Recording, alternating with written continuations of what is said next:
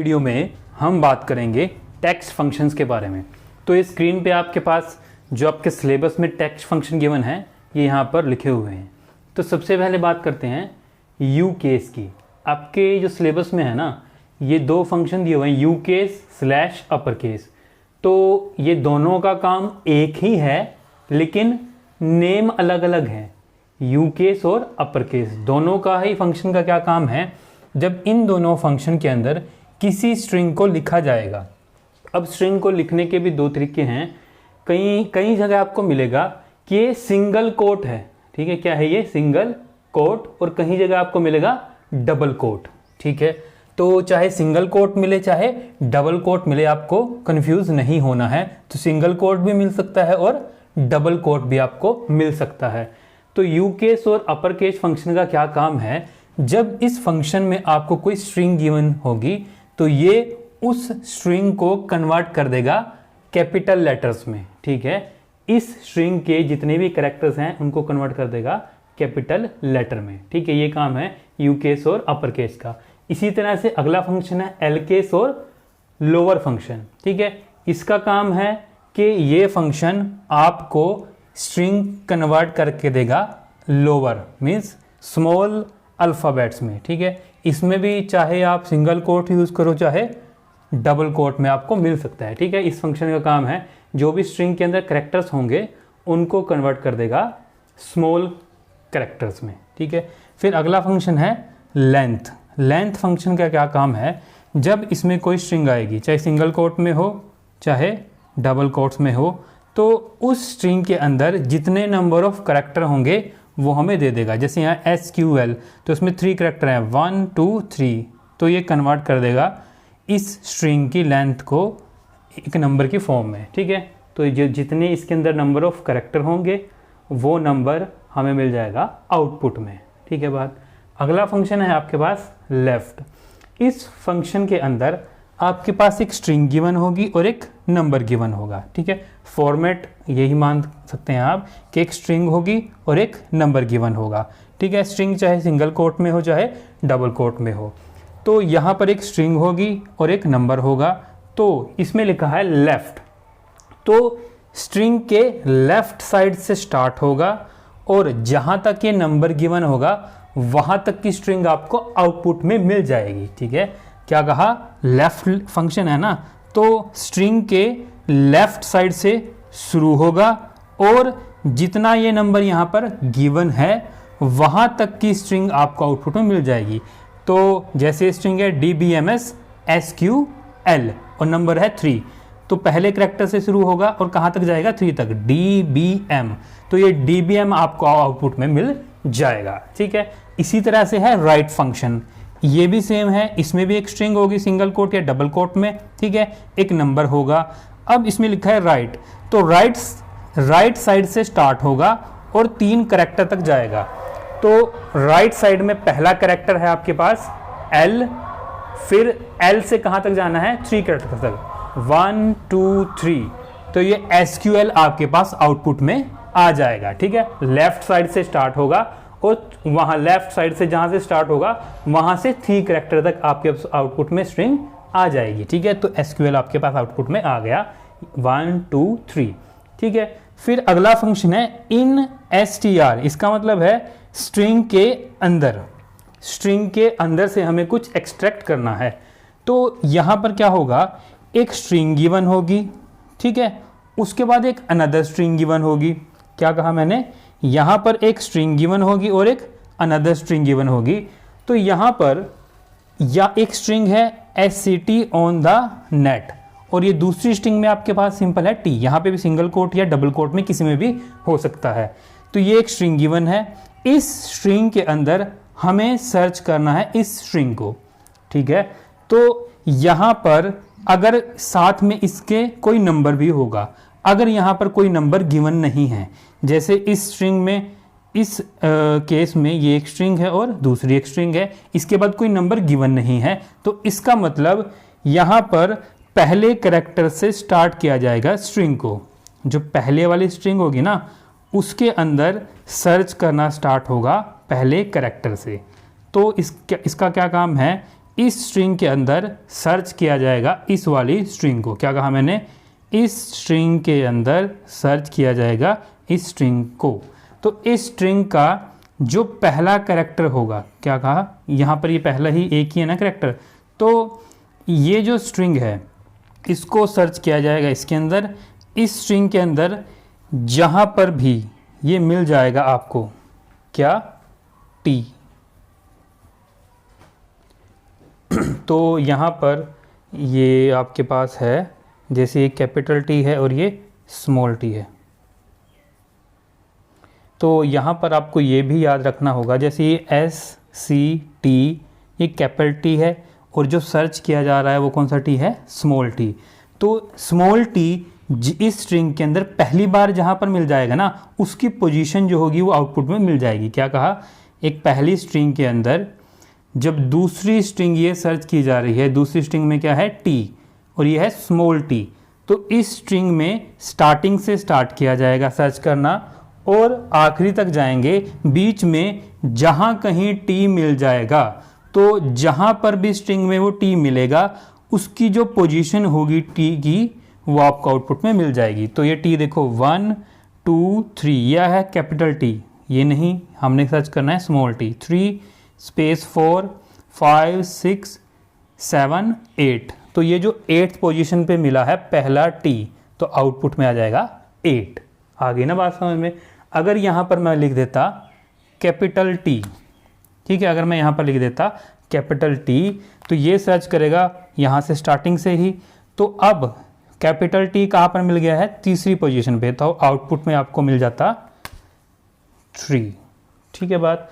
अगर यहाँ पर लिखा होता ऑन, ओ एन, ठीक है, तो 1 2 3 जो ये स्पेस है तो है ना बीच में, इसको भी एक करैक्टर कंसीडर किया जाता है। ठीक है, जैसे अगर ये लेंथ वाला फंक्शन था ना, अगर लेंथ में ऐसे में लिखता SQL स्पेस DBMS, तो अब देखो यहाँ पर ये 1 2 3 और ये जो स्पेस है ना बीच में, ये भी करैक्टर में गिना जाएगा। तो 1 2 3 4 5 6 7 8, ठीक है ना। तो ये जो हमारे पास लेंथ फंक्शन है कितनी देगा? 8, आउटपुट में देगा 8। ठीक है बात? तो इस तरह से इस स्पेस को भी करैक्टर में काउंट किया जाता है। ठीक है, तो जैसे ऑन था यहाँ पर इसने दे दिया, सॉरी 1 2 3 4, ये अब ऑन जो है यहाँ पर किस पोजीशन पे आ जाएगा? 4 पोजीशन पे। ठीक है ना बात? इसी तरह से अगला हम जो ले रहे हैं इसके अंदर नंबर भी हो सकता है। तो जैसे ये इन str, ये आपके पास एक स्ट्रिंग है। ठीक है बात? अब उसने कहा है कि इस t को सर्च करना है इस स्ट्रिंग के अंदर, और अब दे दिया 1। 1 का मतलब है आपको बिल्कुल स्टार्टिंग से सर्च करना है। अगर यहाँ पर लिखा होता 3, चलो पहले 1 से ही स्टार्ट कर लेते हैं। ठीक है, 1 से स्टार्ट किया, मतलब यहाँ पे कुछ नहीं गिवन था, तब भी बाय डिफ़ॉल्ट 1 से पहले करैक्टर से स्टार्ट किया था। अब यहाँ पर 1 लिखा है तो अब भी ये क्या देगा? पहले करैक्टर से स्टार्ट करेगा। और ये जो लिखा है 2 का मतलब है कि ये जो t की सेकंड अकरेंस होगी। यहाँ पर कुछ नहीं था ना, तो जो पहली बार t आ रहा था ना वो पोजीशन गिवन थी। ठीक है ना बात? तो t जब यहाँ पर गिवन था, t की जो पहली पोजीशन थी वो आ गई थी, लेकिन अब यहाँ पर 1 के बाद लिखा है 2। इसका मतलब है कि जब t पहली बार आएगा वो हमें नहीं देखना है, जब t इस स्ट्रिंग के अंदर दूसरी बार आएगा ना उसकी पोजीशन हमें लिखनी है। ठीक है ना बात? यहाँ समझ रहे हो ना आप कि ये जो t था यहाँ पे कोई नंबर गिवन नहीं था, इसका मतलब जब पहली बार t आ रहा था स्ट्रिंग के अंदर वो पोजीशन आ गई थी।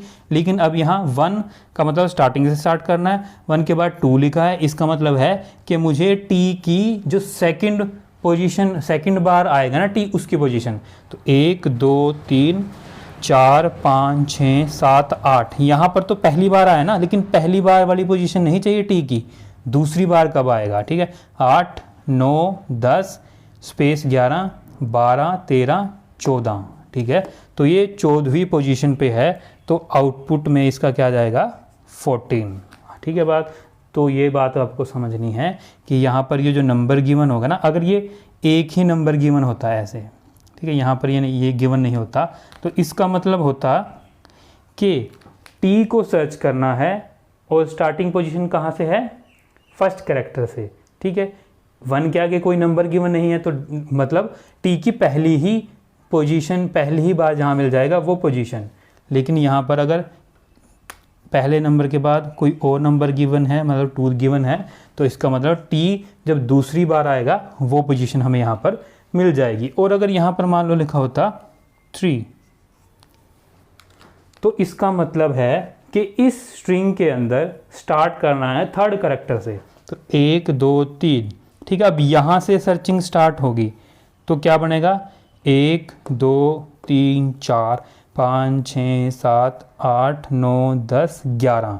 अब मतलब तीसरे कैरेक्टर से स्टार्ट किया था तो, और दूसरी बार आना, जब दूसरी बार आएगा उसकी पोजीशन तो ये बनी थी 11 यहाँ पर। आगे बात समझ में। अगर मैं यहाँ पर भी मान लो लिख देता 3, सिंपल एक नंबर गिवन था 3, तो पहले नंबर का मतलब कि सर्च कहाँ से करना है, थर्ड कैरेक्टर से, तो थर्ड से स्टार्ट होगा। तो थर्ड पे बनेगी 1 2 3 4 5 6, तो अब ये पोजीशन बनती है यहाँ पर 6। आगे ना बात में समझ में, इन स्ट्रिंग का मतलब ये है आपके पास। उसके बाद नेक्स्ट फंक्शन है आपके पास मिड, सब स्ट्रिंग और सब str। ये तीनों फंक्शन का काम एक ही है, ठीक है। नाम अलग अलग है फंक्शन का, लेकिन तीनों फंक्शन का काम एक ही है।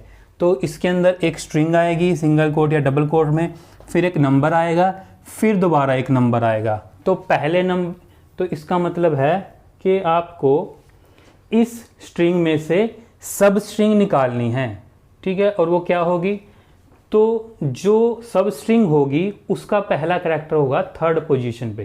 क्या कहा मैंने, इस स्ट्रिंग में से एक सब स्ट्रिंग निकालनी है, जो सब स्ट्रिंग निकालनी है उसका पहला कैरेक्टर मिलेगा मुझे थर्ड पोजीशन पे, और थर्ड पोजीशन से 4 कैरेक्टर आगे तक जाना है मुझे, ठीक है। क्या कहा, पोजीशन पहले कैरेक्टर की थर्ड होगी और 4 का मतलब है थर्ड कैरेक्टर से 4 कैरेक्टर और आगे तक।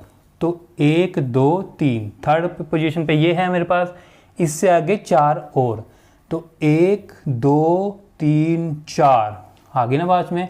तो ये तीसरी क्या है, तीसरा नंबर है कि कैरेक्टर की पहली पोजीशन।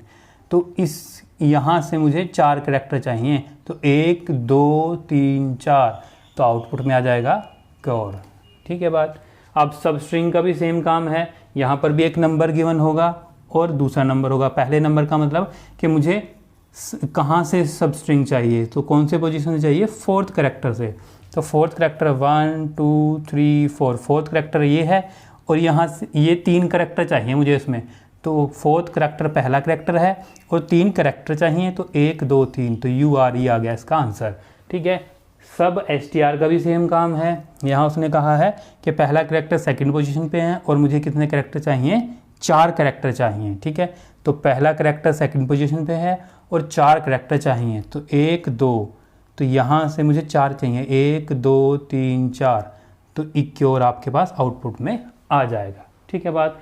तो ये है मिड, सब स्ट्रिंग और सब str का काम, ठीक है बात। उसके बाद अगला फंक्शन है l ट्रिम।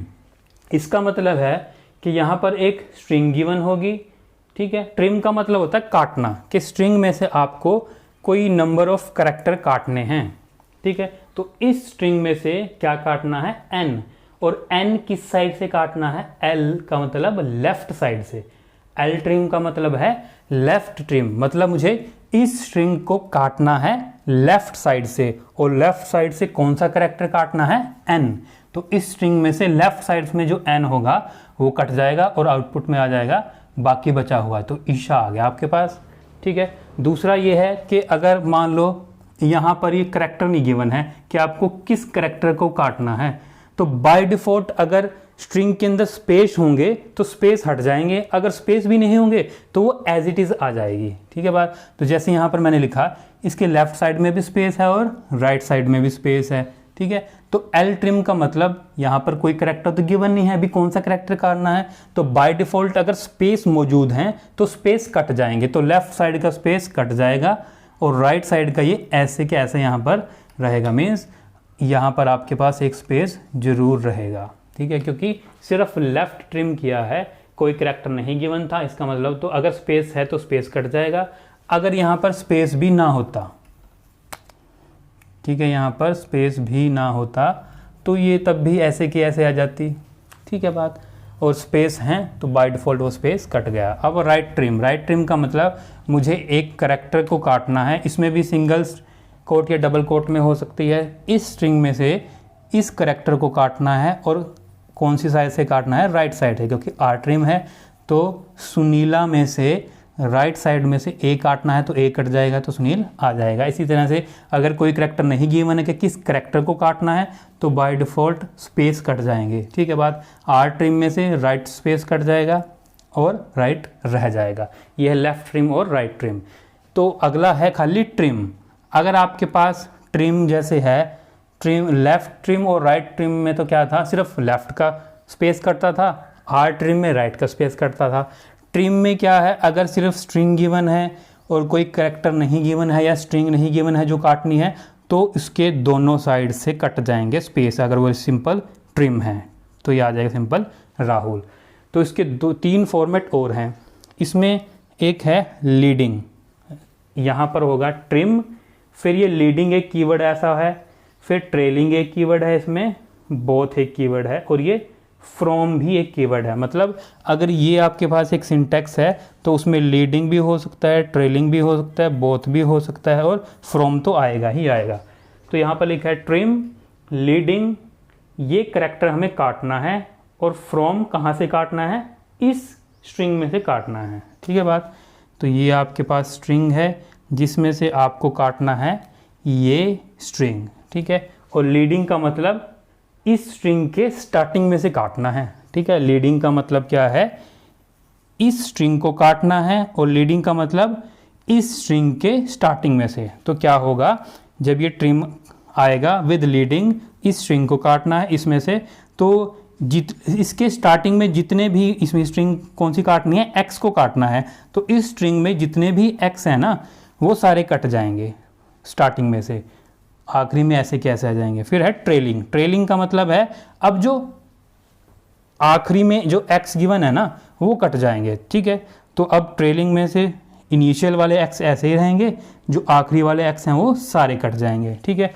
फिर ट्रिम बोथ। अब बोथ का मतलब है कि मुझे इस स्ट्रिंग में से ये वाली स्ट्रिंग काटनी है आगे और पीछे दोनों साइड से, ठीक है बात। तो यहाँ पर बोथ का मतलब इस स्ट्रिंग के आगे और पीछे दोनों साइड से काटना है इस स्ट्रिंग को। स्ट्रिंग में गिवन है 1, तो इस स्ट्रिंग में इसके स्टार्टिंग में से भी 1 कट जाएगा और एंडिंग में से भी जितने 1 होंगे वो कट जाएंगे। तो 1 यहाँ से कट गया, ठीक है, तो क्या बच गया 2 3, राहुल आ गया, और इसके आखिरी में से ये 3 1 कट गए तो आ गया 1 1 2, ठीक है। तो इस तरह से ये आपके पास थे टेक्स्ट फंक्शन।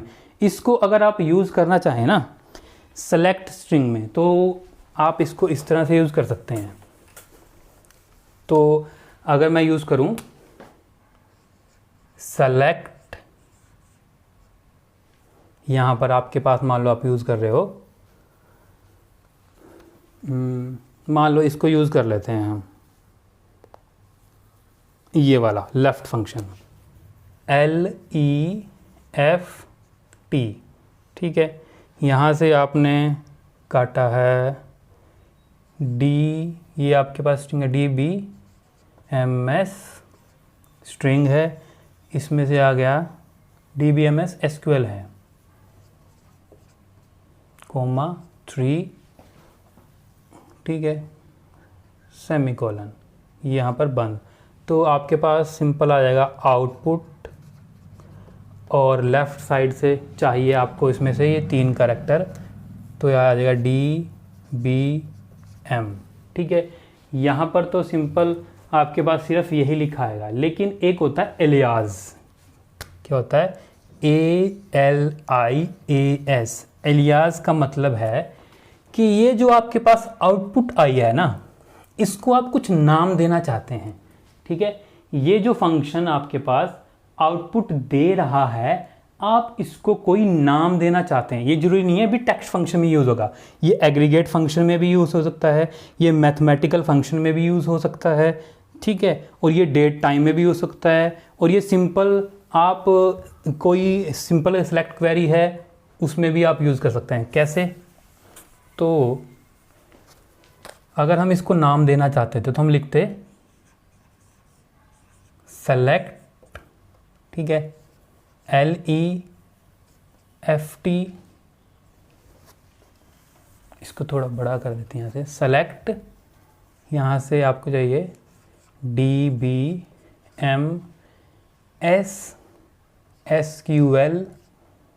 ठीक है, ये 3। अब एलियास के लिए हम लिखते हैं AS, एज, हमने क्या किया एज, और इसको हम लिखते हैं नेम, फिर सेमीकोलन। तो अब इसका मतलब क्या, एलियास को मतलब है कि ये जो फंक्शन हमें आउटपुट देगा इसका हमें नाम रखना है, एज के बाद जो भी होगा वो आउटपुट में आ जाएगा। तो यहाँ पर अब लिखाएगा नेम, ठीक है, और DBM। आगे बात समझ में कि ये आप किसी भी फंक्शन के साथ यूज़ कर सकते हो, लेफ़्ट, लेंथ, राइट, इंटीआर, यहाँ पर आप फंक्शन लिखोगे, सेलेक्ट फंक्शन लिखोगे, फिर एज, और यहाँ पर आउटपुट में आप जो लिखना चाहते हो, इसका जो भी नाम देना चाहते हो इस आउटपुट का, वो यहाँ पर लिखोगे, वो आ जाएगा, उसके नीचे आउटपुट आ जाएगी, ठीक है। ये आप एलियास कहते हैं इसको आप सेलेक्ट क्वेरी में किसी भी mathematical function, aggregate function, text function, date function किसी के साथ यूज़ कर सकते हो। या फिर अगर मान लो आपके पास कोई था, आप यूज़ करना चाहते हो सेलेक्ट, जैसे ये था आपके पास करते थे ना आप DEPT, ये तो ऐसे होता था फ्रॉम एम्प्लॉय टेबल, सॉरी ये डिपार्टमेंट टेबल, ठीक है। ये तो सिंपल क्या आएगा आउटपुट में, ऐसा कैसे आ जाएगा DEPT ID, और नीचे जो भी IDs होंगी वो आ जाएंगी, ठीक है। मतलब जो एट्रीब्यूट का नाम होता था ना वही आपके पास यहाँ पर आ जाता था। लेकिन अगर आप चाहते हो कि इसकी जगह मुझे कोई और नाम रखना है तो सिंपल आप यूज़ करोगे इसको कि एज, और यहाँ पर लिख दो डिपार्टमेंट नेम, ठीक है, फिर फ्रॉम DEPT। तो अब इसकी जगह एट्रीब्यूट का नाम नहीं आएगा, ये जो आपने नया नाम दिया है ना ये यहाँ पर लिखा आएगा डिपार्टमेंट नेम। इस तरह से ये एलियास को आप यूज़ कर सकते हो with the help of as keyword, ठीक है। तो ये आपके पास थे टेक्स्ट फंक्शन। तो अगर वीडियो आपको अच्छी लगी है, पसंद आई तो प्लीज़ चैनल को सब्सक्राइब करें, वीडियो को लाइक करें, बेल आइकन को दबाएं, ठीक है। अगर आपको कंप्यूटर साइंस से रिलेटेड बुक चाहिए तो डिस्क्रिप्शन लिंक है, वहाँ से परचेज कर सकते हैं। धन्यवाद।